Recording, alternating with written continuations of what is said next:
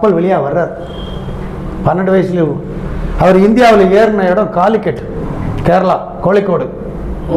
அரமாயிக் என்ற மொழி இன்றைக்கும் கோழிக்கோட்டில் பேசிகிட்டு இருக்காங்க.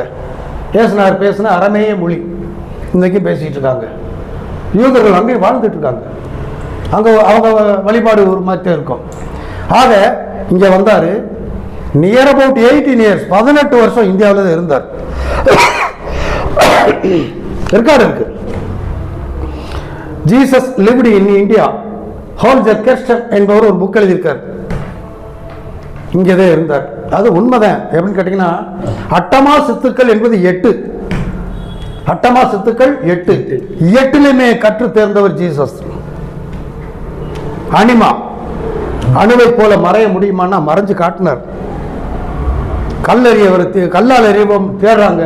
கப்பர்நகுன்ற ஊரில் மக்களிடம் மறைந்து போனார். அனிமா முதல் சித்து. மகிமா, ஒரு பொருளை 100 மாற்றலாம், லட்சமாக கூட மாற்றலாம். 2 மீன் 5 அப்பம் 5000 பேர் சாப்பிட விட்டார். 14 கூட மிச்சம் இருந்துச்சு. அப்போ ஒன்றை பலவாக மாற்றக்கூடிய மகிமா செஞ்சு காட்டினார். லகிமா, உடம்பை வெயிட்லெஸ்ஸாக மாற்றி கடல் மேல் நடந்து காட்டினார். இரவு 4ஆம் ஜாமத்திலே கடல் மேல் நடந்தார் லகிமா. கரிமா, கடினமான பாறை, உடம்பை கடினமான பாறையுமே மாற்றிட்டு 150 கிலோவுக்கு மேலே இருக்கக்கூடிய பச்சை மரம் சிலுவை தோளில் சுருக்கிட்டு கொல்கதா என்ற கடுமையான ஒரு மலையில் போகிறார். யாராலையும் போக முடியாது. அத்தனை அடி, கசையடி எல்லாம் பட்டுட்டு தூக்கிட்டு போகிறார் கரிமா. அடுத்து பிராப்தி, ஹிப்னாடிசம். மீன் பிடிக்கிறவங்க, மீனவர்கள் போய் பார்க்குறாரு. மீன்களை அல்ல, பாருங்கள் மனிதரை பிடிப்போம்.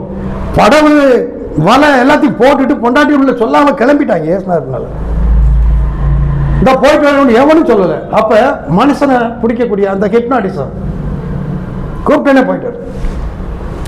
அனிமா, மகிமா, லகிமா, கரிமா, பிராப்தி, அதான் ஹிப்னாடிசம். பிரக்காமியம், கூடு விட்டு கூடு பாயிறது. லாசர்னு ஒருத்தர் செத்து பண்ண செத்தவன் எழுப்பிட்டார். இவன் 2-3 குழந்தை எழுப்புறாரு. தலித் நகோமி எந்திரன், ஆமா, கூடு விட்டு கூடு பாயிரு.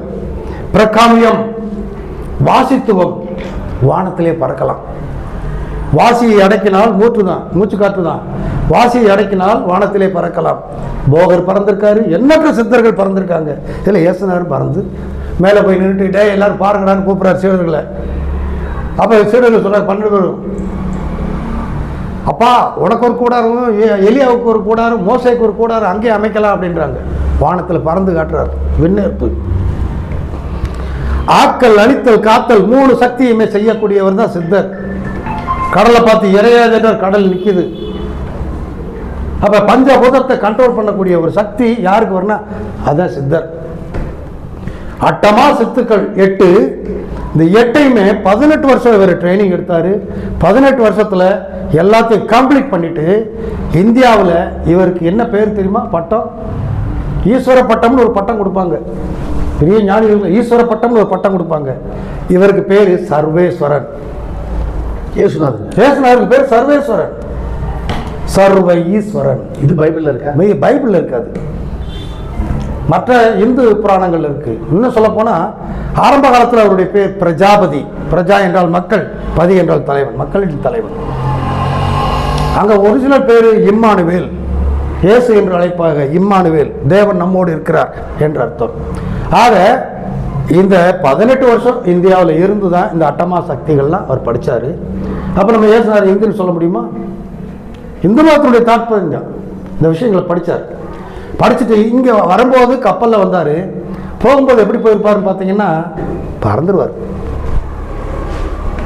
30 வயசில் மீண்டும் போனார். 3 வருஷம் அவருடைய அரசாட்சி முடிஞ்சது. ஆக இந்து மதம், கிறிஸ்தவ மதம், இஸ்லாம் மதம், எல்லா மதங்கள் பூரா இன்னைக்கு என்ன செய்யுதுன்னா ஒரு மடமைக்குள்ள மாட்டியிருக்குது. நீயா நானா, நீயா நானா. மதங்கள் பெரிதல்ல, மனசு தான் பெருசு. ஆக யுத்தம் நின்றணும் அப்படின்ற நல்ல வேண்டுதல் அதுதான். எல்லா உயிர்கள் எல்லா நாட்டிலையும். ஆனால் இது எப்படிப்பட்டதுன்னா பற்றி பிடிச்சிருச்சு. நீ பக்கத்துக்கு உரைக்கும் தீ பிடிக்கும் இல்லையா? ஒரு வீட்டில் தீ பிடிச்சுன்னா பக்கத்து வீடு ஓலை வீடுனா அதுலேயும் தீ பிடிக்கும். இப்போ பாருங்க, யாராவது சப்போர்ட் பண்ண போய் இப்போ இந்தியா சும்மா இருக்குமா?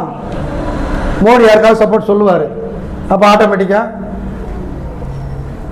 ரஷ்யா அமெரிக்கா மட்டும், அப்புறம் பிரான்ஸு ஜெர்மனி எல்லாம் ஒன்று சேரும், ஆட்டோமேட்டிக்காக யுத்தம்.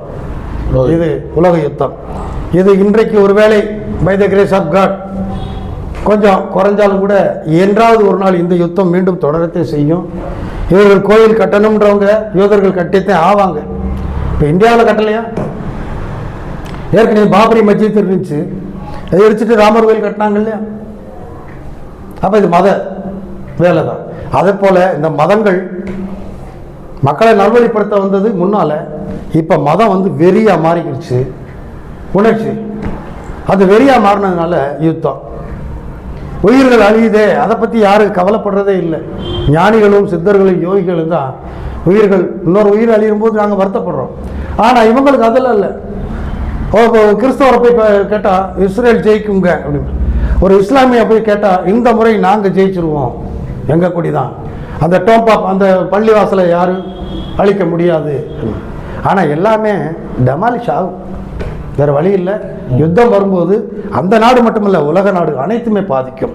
ஸோ யுத்தம் வருகின்ற நாட்களில் தான் நம்ம வாழ்ந்துட்டு இருக்கோம். இது அந்தியின் காலம், அழிவின் காலங்கள். எண்ணற்ற ஞானிகள் சொல்லியிருக்காங்க. ஈவன் தோ நிறைய பைபிளில் தான் நிறைய அதை பற்றி சொல்லியிருக்கு. ராஜ்யத்துக்கு விரோதமாக ராஜ்யம், மதத்துக்கு விரோதமாக மதம். பார்த்தீங்களா? ராஜ்யத்துக்கு விரோதமாக ராஜ்யம், இஸ்ரேலுக்கும் பாலஸ்தீன, ஈரான், பாலஸ்தீன நாடுகள், கல்ஃப் கண்ட்ரிஸ். மதத்துக்கு விரோதமாக மதம், யூத மதம், இஸ்லாம் மதம், கிறிஸ்தவ மதம். மதத்துக்கு விரோத மதம். இனத்துக்கு விரோதமாக இனம், பாலஸ்தீனியர்கள், இஸ்ரேலியர்கள் வந்துருச்சா? இதெல்லாம் வரும். அந்த காலத்தில் தான் நம்ம வாழ்ந்துட்டு இருக்கோம். ஸோ மத வெறி வேண்டாம் நமக்கு. மதங்களை கடந்து கொஞ்சம் வெளியே வாங்க, உண்மை தெரியும். மதங்களை கடந்து வெளியே நின்று பார்த்தோம்னா அது மதம் என்பது ஒரு வெறித்தனம். யானைக்கு மதம் பிடிச்சா என்னதுன்னு சொல்கிறது? வெறி. அது மாதிரி மனுஷனுக்கு மதம் பிடிச்சா இதுதான். ஸோ யானைக்கு மதம் பிடிச்சா திருவிழா போர்க்களமாகும், மனுஷனுக்கு மதம் பிடிச்சா நாடு சுடுகாடாயிரும். ஸோ யுத்தம் வேண்டாம் என்பதுதான் அந்த ஞானிகளுடைய ஆசை. அதுக்கு மேலே இறைவனுடைய தீர்ப்பு என்னவோ அதுதான் நடக்கும். உலக வரலாற்றையும் மிக அழகாக சொன்னீங்க. இஸ்ரேல் யுத்தம், பாலஸ்தீன யுத்தம் இதை பற்றி சொல்கிறீங்க. ஆன்மீகத்தை பற்றி பிரமாதமாக இந்து மதத்தை பற்றி சொல்கிறீங்க, முஸ்லீம் மதத்தை பற்றியும் அதையும் படிச்சிருக்கீங்க. அதுக்கப்புறம் கிறிஸ்துவ மதத்தை பற்றியும் அவ்வளோ தெளிவாக சொல்கிறீங்க. நீங்கள் சொன்ன கேட்ட கேள்விகளுக்கு அத்தனைக்கும் சிறப்பாக பதில் சொன்னீங்க. நீங்கள் நீடூழி வாழ்க. எங்களுடைய கோவில் யூடியூப் சேனல் சார்பாக ரஞ்சார் நன்றி, வணக்கம். இயக்குனர் நாகராஜ், இயக்குனர் லக்ஷ்மி நாராயணனுக்கும் என்னுடைய பரிபூர்ண ஆசிகள். இந்த சேனல் பார்த்துட்டு இருக்கவங்க இது வெறுமனே தள்ளி விட்டு போயிடாதீங்க. ஏன்னா நாங்கள் பேசுகிறது பூரா அறிவை பற்றியும், அறிவுக்கு மேலே விவேகம், யோகம், ஞானம், சித்தம், அதாவது மக்கள் அறியாத விஷயங்களை தான் நாங்கள் பேசிக்கிட்டு இருக்கோம். அதனால் இதை வந்து சப்ஸ்கிரைப் பண்ணுங்கள், உங்கள் குரூப்புகளுக்கு, அடுத்தடுத்த குரூப்புகளுக்கு ஃபார்வேர்ட் பண்ணுங்கள். யான் பெற்ற இன்பம் பெருகிய வையகம் அப்படின்ற மாதிரி உங்களுக்கு இது பிடிச்சிருந்தால் கண்டிப்பாக பிடிக்கும். புதிய விஷயங்கள் சொல்கிறோம். இதை ஃபார்வேர்ட் பண்ணுங்கள், சப்ஸ்கிரைப் பண்ணுங்கள். எல்லோருக்கும் இந்த பரதேசினுடைய பரிபூர்ண ஆசிகள், வாழ்த்துக்கள்.